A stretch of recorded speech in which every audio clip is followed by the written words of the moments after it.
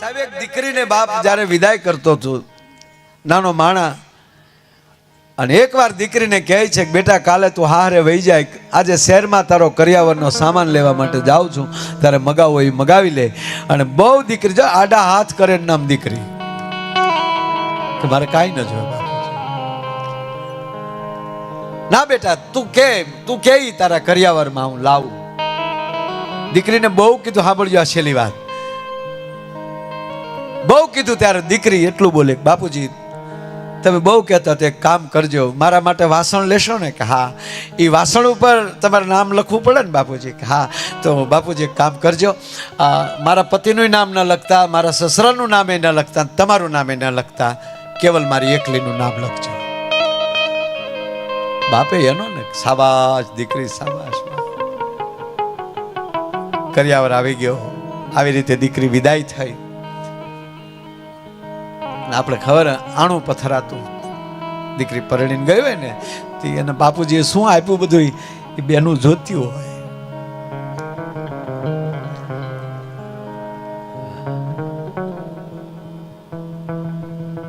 આ વનમાં સીતાજી સાથે કઈ માને પગે લાગે ને પછી કૌશલ્યામાં પાસે જાય છે. કૌશલ્યામાં એ કીધું જાનકી બરાબર છે બેટા? કહામાં બધું બરાબર. હવે સાંભળજો, આ કરિયાવરની વાત આવી એટલે યાદ આવ્યું છે કે જાનકી તારા બા આવ્યા છે બેટા, તું મળે? ના માં, અરે જાઓ મારો બાપ, તારા બાપુજી આવ્યા. એટલું બોલે ત્યાં મહારાજ જનક પાછળ ઉભા હોય છે. અવધના મહારાણીનો જય હો. ઓ મહારાજ, હું બસ હમણાં જાનકીને કહેતી હતી જા બેટા તારા બા બાપુજીને બોલ. ના માં, ના ના આવે છે. નહીં માં. કેમ? કે જે પરિવારની આવી પરિસ્થિતિ હોય ને એની દીકરીને એના માવતરને એકાંતમાં મળવાનો કોઈ અધિકાર નથી. અમારથી ન મળાય.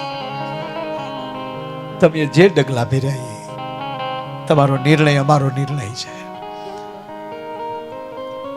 સુનૈનાજી કૌશલ્યાજી ભેટી ગયા, બે વેવાણ્યો. સુનૈનાજી રડી રડી સુનૈનાજી કહે છે માં કૌશલ્યા, માં અમને માફ કરજો, એ જનકપુરના મહારાણી અમને માફ કરજો, અમે તમે દીકરીને હાચવી ન હોય. કેવી તમે લાડથી ઉછેરીને મોટી કરેલી તમારી જાનકીને અમે હાચવી ન હોય કે તમારી દીકરીને અમે વનમાં વળાવી. ત્યારે મહારાજ કહે છે કૌશલ્યાને, હે અવધના મહારાણી, કૌશલ્ય નગરની મહારાણી, જનકપુરને માફ કરજો. મહારાજ જનકને માફ કરજો, દીકરીના બાપને માફ કરજો. અરે મહારાજ તમને કેમ? તાક અમારું લાગે છે અમારા કરિયાવરમાં કાંઈક ખામી રહી ગઈ.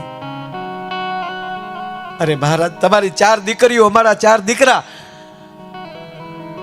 અને તમે જનકપુર ખાલી કરી નાખ્યો ને અયોધ્યાની બાયુ વાતું કરતી કે જે વસ્તુ જિંદગીમાં જોઈ નથી એવી વસ્તુ મહારાજ જનકે આપી છે. એમાં ખામી છે ને મહારાજ? માં વાત કહું કહા, આજ મારી દીકરીના શરીર ઉપર મેં વલ્કન જોયા ને, આવી જો મને અગાઉ ખબર હોત તો કરિયાવરમાં જ વલ્કન આપત કે વલ્કને અયોધ્યાના ન પહેરવા પડે. તેને મારો કહેવાનો શું, આ દેશની ઘટના જુદી છે. દીકરી કહે છે મારું નામ લખજો ખાલી. બાપ કે શાબાશ દીકરી. એ દીકરી હારે ગઈ અને કરિયાવર પથરાણો અને આડો પાડોની સંબંધી બાયુ કરિયાવર જોતી હતી. એમ એક બેન દીકરીના હાથમાં, ભણેલ દીકરીના હાથમાં વાસણ ગયું તો વાસણ ઉપર કેવલ દીકરીનું નામ જોયું અને દીકરીની સાસુને કહે છે બેન કે હા તમારા દીકરાની બહુ રૂડી છે, રૂપાળી છે, કામે કાજે ખૂબ સારી છે, કરિયાવર ખૂબ એના બાપુજી આપ્યો, પણ આ વાસણ ઉપર કેવલ તમારા દીકરીની વહુનું નામ, તમારા દીકરાની વહુનું નામ કેમ છે? બાઈનું એકલીનું નામ કેમ છે? એવું છે? હા જો હા કાંઈ વાંધો નહીં, હું જાણી લઉં. ઓરડામાં દીકરી બેઠી, જો સાંભળજો હવે હાહુ કેમ થવાય. ઓરડામાં દીકરી બેઠી હતી, ત્યાં જઈને સાસુએ જઈને માથે હાથ મૂક્યો. બેટા દીકરી, મને ખબર છે તું નાની હતી તાર માં વિદાય લીધી, તાર બાપુજી તને મોટી કરી, પણ બેટા તું બહુ ભાગશાળી અને અમે ભાગશાળી, તારી જેવી દીકરી અમને મળી. તું 3 દીથા અમારા ઘરમાં તારો પગ મૂક્યો, અમારા ઘરમાં આનંદ આનંદ થઈ ગયો. અને સાંભળજે, આજથી હું તારી સાસુ નથી હો, હું તારી માં છું. કાંઈ પણ હોય તો મને કહેજે, હું તારી માં છું કીધું ને, તાર દીકરીએ જે માના ભાગનું મળવાનું બાકી રહી ગયું હતું ને, એ ખોળામાં માથું નાખી રહી પડી. બસ બેટા બસ, બાર દીકરી સાની રહી જાય, પાણી પી લે બાર દીકરો, કાંઈ કામ હોય તો કહેવાનું હોય. બેઠી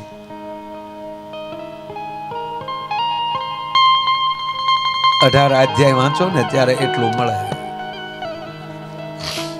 ગીતાજીના ગામડાની અમારી દેશી માવું એને કોઠાહૂજથી આ કહી દે. આખી ગીતામાં કૃષ્ણ એટલું જ કહે છે, પેલા તું બીજાને પોતાનો બનાવ. હા, તમારા દીકરાને કઈ કેવું છે બાપ બને નહીં, એનો મિત્ર બની જાઓ, એનો મિત્ર બનીને કહો. ભગવાન કૃષ્ણએ જ્યારે જ્યારે અર્જુનને કીધું છે ત્યારે ભગવાન નારાયણ બોલ્યા છે કે હે સખા, હે અર્જુન, તું મારો મિત્ર છો. એમાંને દીકરી બનાવી, પોતાની બેનપણી બનાવી. પછી કહે છે બેટા એક વાત પૂછો ને, આ તાર બાપુજી ખૂબ આપ્યું બેટા, પણ આ વાસણ ઉપર કોઈનું નામ નહીં, તારી એકલીનું નામ કેમ? ત્યારે દીકરી કહે છે કે મારે કેટલું બોલાય મને ખબર નથી, આપે પૂછ્યું એટલે કહું. મને જવાબ આપો માં કે આપણા ઘરે કોઈ પ્રસંગ આવશે, આ તો હવે આપણે કેટરસ ને બધું આવ્યું, નહીતર ઘરે ઘરેથી વાસણ ભેગા કરતા ને આપણે, કમડળ ને થાળીઓ ઘરે ઘરે ભેગા કરતા, તપેલા ટાઢી હોય તોય તપેલી.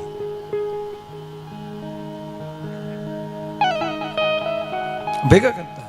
દીકરી કીધું એને સાસુને કે હું જે વાસણ લાવી છું એ આપણે ઘરે કોઈ પ્રસંગ આવશે ત્યારે વાસણ ચૂલા ઉપર ચડશે? તા કે હા. ચૂલા ઉપર ચડ્યા પછી એની માથે મચ ચડશે? તા કે હા. અને એ મચને સાફ કરવા માટે જગતની બાયુ પછી એની માથે કીચડ ઢળશે? તા કે હા. તાક તો સાંભળી લે, આવુંમાં મારા બાપના નામ ઉપર, મારા ધણીના નામ ઉપર, મારા સસરાના નામ ઉપર જગત કીચડ ફેરવે એ મારથી જોઈ ન હકાય ને, એટલે મેં મારી એકલીનું નામ લખ્યું છે. દરેકની શરૂઆત માણસ હોય, પશુ હોય, કોઈ પણ જીવ હોય, એની શરૂઆત પહેલા વાણીથી થાય છે, બોલવાથી. અને પ્રથમ પરિચય કોઈનો થતો હોય તો વાણીથી જ પરિચય થાય.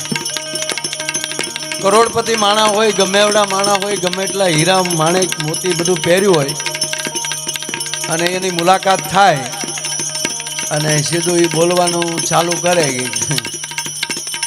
એટલે આપણે બધા એમ કહે કે ભાઈ આમ બધું સારું પણ કાંઈ કાઢી લેવાનું નહીં. આમ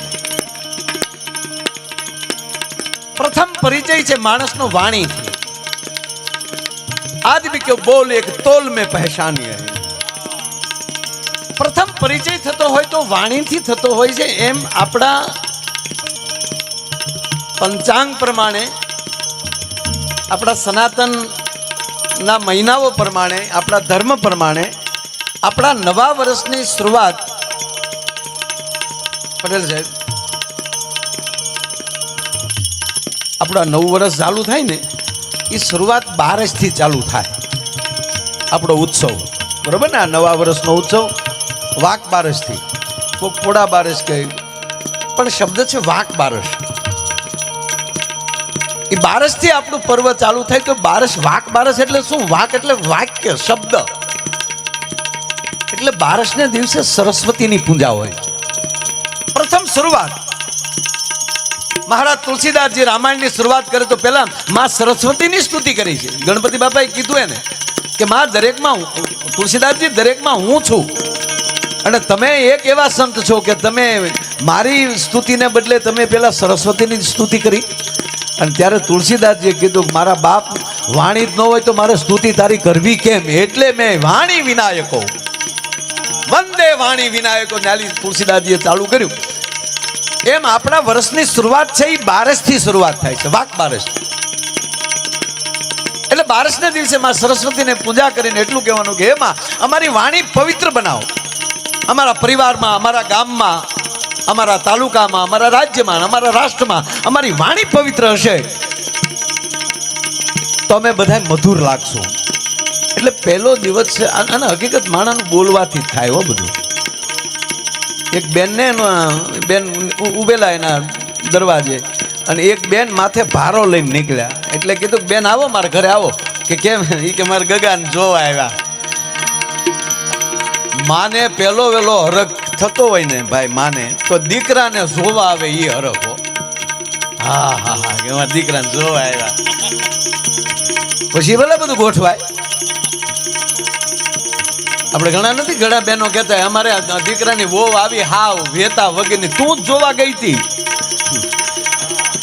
તેથી તું જ એમ કહેતી હતી કે ઐશ્વર્યા રાય જેવી છે અને હવે તું એમ કે છો કે હાવ ફૂડ છે.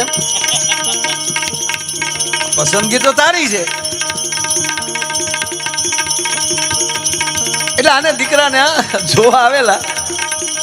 જો હજી પ્રોગ્રામ ચાલુ નથી થયો હજી, આમ અમે બધું તમે જવો તો ખરા હું થાય આદિ.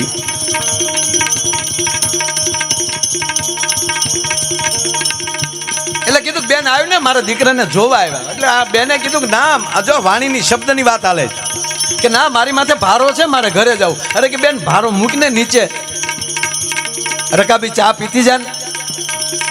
કે ના ના મારે નથી આવું. બેન દૂર દૂર જતા ગયા, એમ અવાજ મોટો થતો ગયો, મહેમાન તો બેઠા હતા ત્યાં. અરે કે બેન આવ્યું ને? તક મારે નથી આવવું. અરે કે પણ મારા દીકરાને જોવા આવ્યા. તો ઓલા બેન આવ્યા નહીં પણ બોલતા ગયા કે ઓલો વાય આવે એને જોવા આવ્યા. તો એના બાપ મહેમાન વૈયા ગયા. બોલો, પેલો વેલો આધાર છે માણસનો વાણી ઉપર. જેનો શબ્દ પવિત્ર હશે, જેની વાણી પવિત્ર હશે, જેની વાણી શુદ્ધ હશે, જેની વાણી બીજાને ગમે એવી હશે.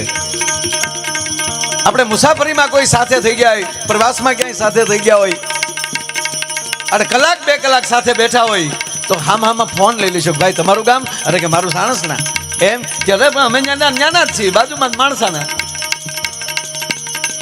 બહુ સરસ. લ્યો, એક પહેલી મુલાકાત એ આપણે જાણે એમ લાગે કે 7 ભવના મિત્રતા હતી, એની માથે થોડીક ધૂળ ચડેલી હતી ને, એ એક 5 મિનિટની વાણીએ એ ધૂળને ખંખેરી નાખી અને પેઢીઓનો સંબંધ ઊભો થઈ જાય છે. એટલે પ્રથમ વંદના છે સરસ્વતીની, બારસ. અને જેની વાણી સાહેબ પવિત્ર બને ને એટલે ધન આવ્યા વગર રહે જ નહીં. એટલે સીધી ધનતેરસ આવે. જેના ઘરે સરસ્વતીની કૃપા થાય એટલે એની બેન લક્ષ્મી આવ્યા વગર રહે નહીં. એટલે લક્ષ્મી પૂજન, ધનતેરસ. અને વાણી બધી સારી થઈ જાય, ધન આવી જાય, પણ તોય થોડું ઘરમાં અમુકની પાસે કકળાટ હોય એટલે ધ્યાન રાખવું પડે. કાળી સૌદશ ડોકા જ કાઢતી હોય પાછી. અને કાળી સૌદશને દિવસે મહાકાલીની ઉપાસના છે, મહાકાલની ઉપાસના છે. તે દિવસે એ પ્રાર્થના કરવાની હોય કે હે મહાકાલી, હે ભગવતી, હે કાલ, અમારા ઘરમાં કકળાટ કાઢી નાખો, અમારામાં હંપ આપો. એટલે આપણે અળસ કાઢવા જતા અને હજી જાય છે ને બેનો અળસ કાઢવા અમારી બાજુ જાય. એટલે કહો ઓલું માટલું ફોડવા જાય કાળી ચૌદશ નદી, માટલું ફોડી આવે અને પછી વળતા થાળી અથવા તો એવું વાસણ બીજું વગાડતા આવે કે ગઈ અળસને આવી લક્ષ્મી. એક જગ્યાએ તો પરિવાર ભેગો થઈને અળસ કાઢવા જતો હતો. બોલો, મોટી મોટી જબર માટલું લીધો, મોટી માયણ. દેરાણી જેઠાણીએ ટેકા રાખેલા અને પાછું હારે ગાત્યું જાય, ગઈ અળસ નહીં આવી લક્ષ્મી, ગઈ અળસ નહીં આવી લક્ષ્મી. કોકે પૂછ્યું ક્યાં જાવ? તા કે અળસ કાઢવા. અંદર ડોકાણા હતા, હાહુ હતા અંદર.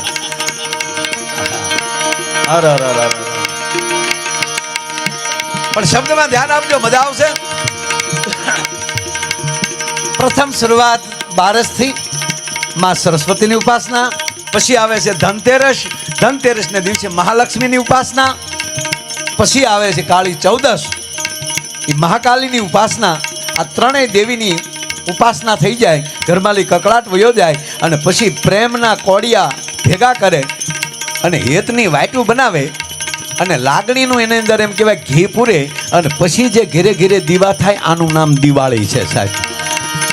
અને આવી દિવાળી જે ઉજવી લે અને પછી જે આવા હેતથી ભેગા થાય અને જેનું જીવન ચાલુ કરે એનું નામ નવું વર્ષ. એવા નવા વર્ષના આપ બધાને માયા આયરના જાજા કરીને રામ રામ થાય.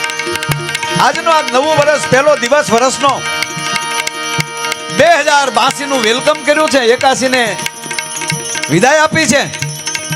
અને એમાંય સગનલાલભાઈ પટેલ, સનાલાલભાઈ પટેલ, સનાલાલભાઈ મારી વાડીએ આવ્યા બધા. આનો બધાનો પરિચય કરાવનાર અમારા ત્રિવેદી સાહેબ. એકવાર ત્રિવેદી સાહેબને તાળીઓથી વધાવો. અમારે ગાંધીનગર મને પ્રથમ ફોન આવ્યો એનો લગભગ 4 મહિના થઈ ગયા. ત્યારે મેં કે ભાઈ બેસતા વર્ષની તો ખરેખર ન નીકળે કાંઈ. મેં કીધું મને કે માયાભાઈ આ પરિવારનો હેત એવો છે ને તમે એકવાર બધાને મળો. મેં કીધું મારે પરિવાર હોય ને પાછું 2-3 દી બધા મને હેત કરવા ન આવતા હોય. મને કે આ તમારો પરિવારનું એક અંગ ગણી લેજો. ત્રિવેદી સાહેબના શબ્દો. મને કે એકવાર તમે જુઓ, નકર બેસતા વર્ષને 2-3 દિવસ માણસ આ બધા પરદેશમાંથી દિવાળી કરવા આવતા હોય. એટલે મેં કીધું બેસતું વર્ષ છે એટલે તમે થોડુંક 1 દિવસ આગળ પાછું કરો. આવું અમારે ઘણા દિવસ હાલ્યું. પછી ચનાલાલભાઈને બધા મારા ઘરે આવ્યા. ત્યાં બધા બેઠા મળ્યા અને પછી એનો જે હેત જોયો અને જે પરિવાર પ્રત્યેની જે એને વાત કરી કે માયાભાઈ અમે 4 ભાઈઓ છીએ અને આમ ગણીએ તો અમે 9 ભાઈઓ છીએ, પણ મને બધાય મારા પરિવારના માણસો, વડીલો, દીકરાઓ, દીકરીઓ, દીકરાની વહુઓ એ મને મોભ તરીકે માને છે. અને આજ મારા 75 વર્ષ પૂરા થાય છે અને તમે જો મારે આંગણે આવો, મારા ઘરે આવો પ્રોગ્રામ કરવા તો ખરેખર અમને મજા આવશે. સાહેબ મારા ઘરે આવ્યા પછી આ માણસને હું ના ન પાડી શક્યો. મારો કહેવાનો અર્થ એ છે. બાકી તો અમે પ્રોગ્રામ જ કરતા પણ એક બેસતું વર્ષ એટલે સાહેબ 3 વાગ્યા સુધી અમે પરિવાર સાથે પૂજ્ય મોરારી બાપુ પાસે બેઠા હતા. બધા ઓસવણભાઈ થોડાક ભજનો ગીતો ગાયા અને પછી ન્યાલી 3 વાગે હું નીકળ્યો અને બાયરે ફોનમાં વાત થઈ. મને કે તમે મોડું જ નહીં થઈ જાય ને. મેં કીધું હવે મારો નાક મોડું નહીં થવા દે. સાહેબ 3.5 કલાકમાં અમે 6:30 એક્ઝેક્ટ અહીંયા પહોંચ્યા હતા. સાંભળો માણસ પછી તો એ 120 માથે જ હાલતી હોય ને ગાડીને એમ થાય કે હવે જવું છે હવે એમ. ગાડીને બેસતું વર હોય, મારે બેસતું વર હોય, હે હવનો વેગ હોય. મારો કહેવાનો અર્થ એ છે કે જ્યાં લાગણી ને પ્રેમના જેમ કહેવાય દરિયા ઉભરાય અને એમાંય જેને હોનાની હાકળે બાંધીને લાવો છતાં ન આવે એવા બધા અહીંયા ધારાસભ્યથી લઈને અમારા કોંગ્રેસ અગ્રણી વડીલ, આ બધાય વડીલો અહીંયા કોઈ પક્ષ નથી, અહીંયા એક કક્ષમાં બેઠા છે. ત્યારે એનો મને ખૂબ મોટો આનંદ છે સાહેબ.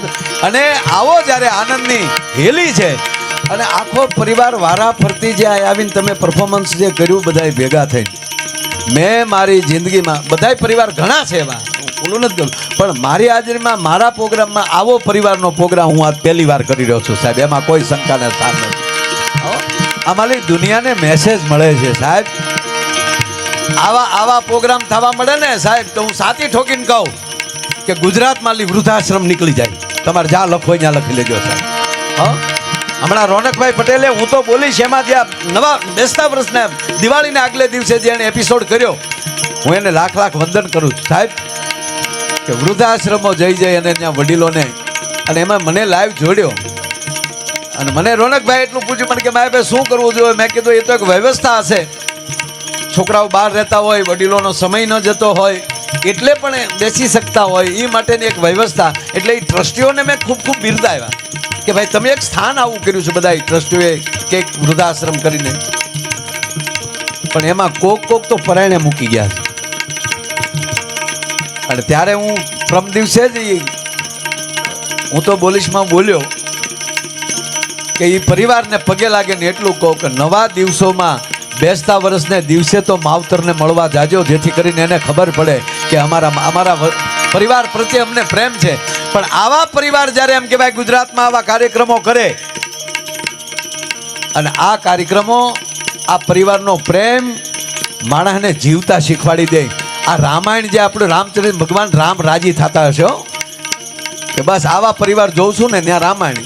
અમારા ભીખુદાનભાઈને કોઈ પૂછેલું કે રામાયણમાં અને મહાભારતમાં ફેર શું, ત્યારે ભીખુદાનભાઈ જવાબ આપ્યો હતો કે મારું મારું થતું હોય એ મહાભારત અને તારું તારું થતું હોય ને એ રામાયણ છે. ભલા માણા ભરત એમ કે મારે ગાદી ન જોવે, રામ એમ કે ના તારે લેવી જોવે. સાહેબ જે ઇન્દ્ર જેની આશા કરે એવી અયોધ્યા ફૂટબોલના દડાની ઘોડે રાત ગાદી આમ રઝળતી હતી કે ના ભાઈઓનો પ્રેમ પેલો સંપત્તિ પછી એ આ તમે ચનાલાલભાઈના પરિવારે આ સાબિત કરી દીધું કે આ પ્રેમ આને કહેવાય ને રામચરિત્ર માનસ. અહીંયા અને મને બીજો આનંદ એ થયો કે અહીંયા ભગવાન રામનું અને મા ઉમિયાનું રાધા કૃષ્ણ ભગવાનનું મંદિર જીર્ણોદ્ધાર થવા જઈ રહ્યો છે. એકવાર તાળીઓથી બતાવો સાહેબ આ પ્રસંગ.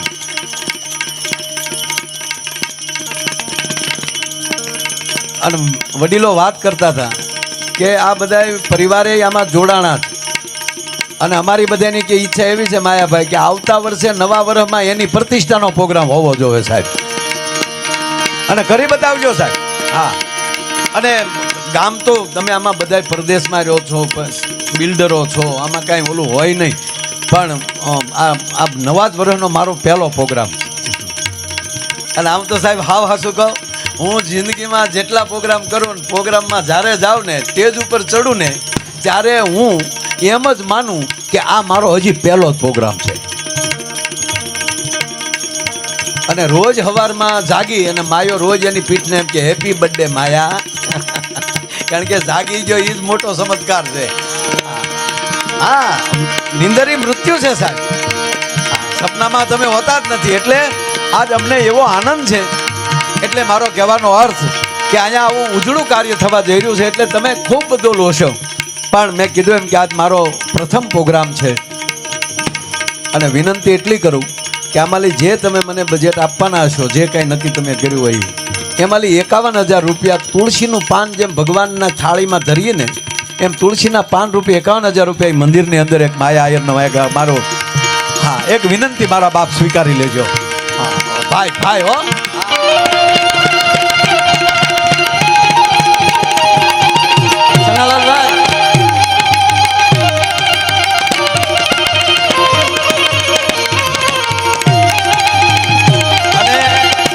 રહીબેન નો રાજીપો એટલો છે આજ.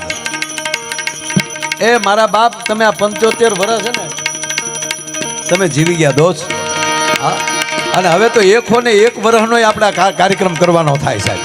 હા, એમાં કાંઈ ઘટે નહીં. હા,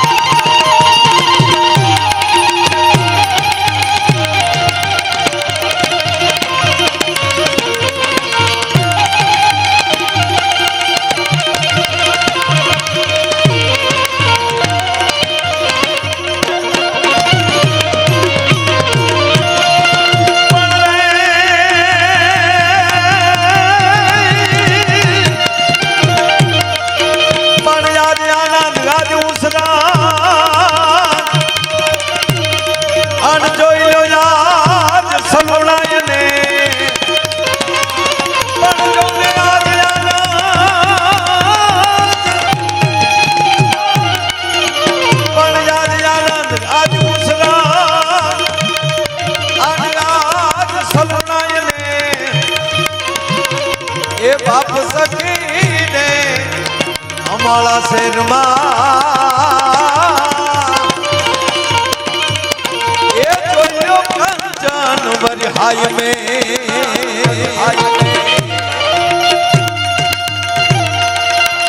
મારી સાથે આમ તો અમારા ભાણેજ છે,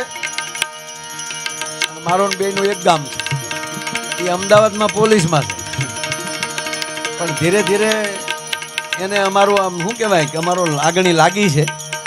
અને એ પણ એક બહુ સારા કલાકાર છે. એ આવ્યા હતા ત્યાં દિવાળી કરવાનું, હું પાછું એને અહીં હારે લેતો આવ્યો. એટલે એને વિનંતી કરું કે ભાણેજ મામાને થોડોક ટેકો આપો નવા વર્ષનો સાહેબ. હા, બહુ સારું બોલે છે.